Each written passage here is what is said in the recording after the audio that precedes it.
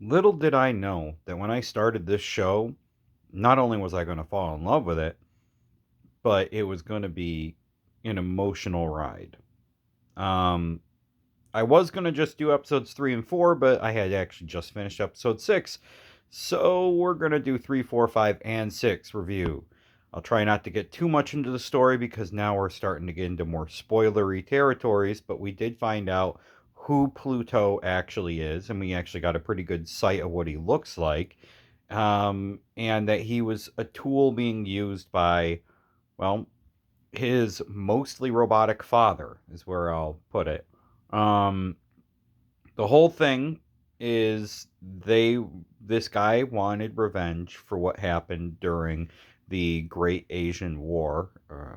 Basically, when Persia, the Empire of Persia, was attacked, and I'm not sure if the United States of Thracia, if that's supposed to be a reference to the United States or something, but it's an imaginary country as far as I know. I've never heard of Thracia IRL. But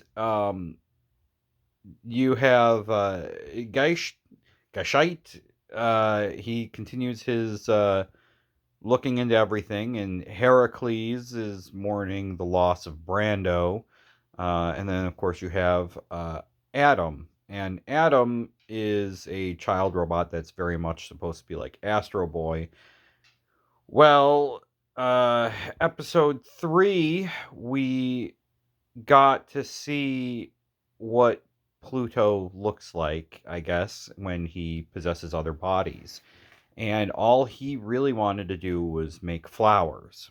But he was being used by his father to kill these other robots, because he was originally just a robot who wanted to be a botanist who got turned into a weapon of mass destruction so he could enact revenge for his father. Um, then uh, Adam's sister Uron, or Euron, she finds Pluto as Pluto is hiding about, and they become friends. But it's not revealed till later that that is indeed Pluto, and he was temporarily left his main body. He's capable of possessing other machines, and so are other things that are being built by this main villain. And from that point on, it starts to we start figuring it out. When a robot has killed a human, it is usually when they have entered such a state of blind rage that it overloads their programming. And as robots become more and more human, it's more and more likely that this might occur.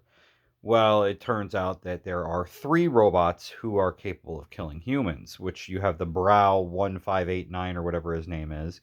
And then you find out that Geist, he also had killed a human. And of course, Pluto is capable of killing humans.